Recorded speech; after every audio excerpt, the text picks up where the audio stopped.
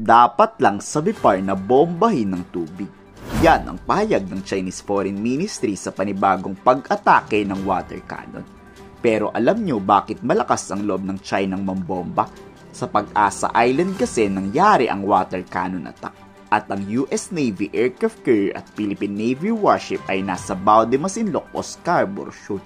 Magkalayo ito sa Pag-asa Island. Isa rin dahilan bakit binomba tayo. Lumapit masyado ang BIFAR sa Subi-Rip na okupadong military base ng China.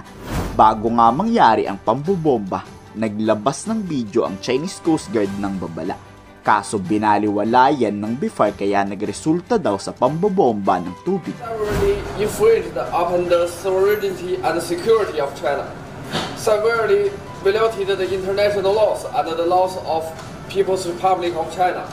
Stop your illegal acts at once and leave this area. Ang bilis ng China maglabas ng balita pag nangwa-water cannon sila. Tila dinedepensa na agad ng China ang pambobombang ginagawa nila.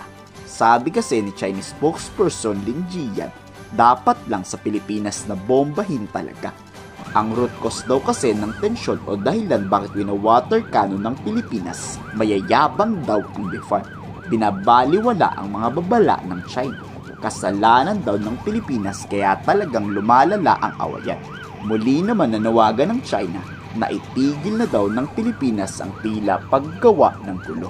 措施维护自身领土主权和海洋权益无可非议。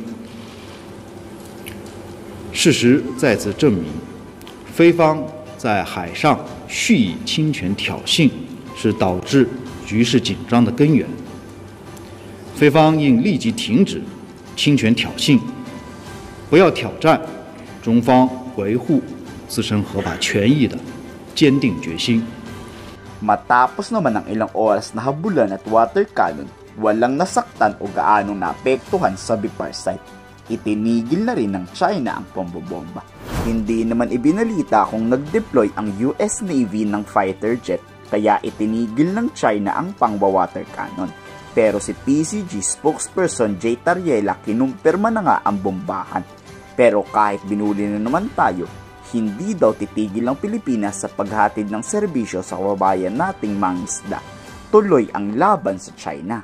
To affirm that the Philippine Coast Guard remain to have an unwavering commitment that despite our limited resources, our dedication to defending what is rightfully ours remains strong. We will continue to seek innovative ways to highlight China's blatant violations of international law, bullying tactics, and aggressive actions before the international community. We refuse to let the Chinese intimidation tactics succeed because of our silence. As a staunch advocate of international law, which serves as equalizer among nations, we recognize that the People's Republic of China will not be held accountable if we remain silent in the face of such aggression. With this conviction, the Philippine Coast Guard, under the leadership of Admiral Gavan, will use its modest resources to ensure that our voices are heard and that the violators of the international law and bully countries like China will be held accountable. Sa tingin nyo, nagpadala na kaya ang Amerika ng resback? Kaya talagang tumigil ang China sa pangbubuli?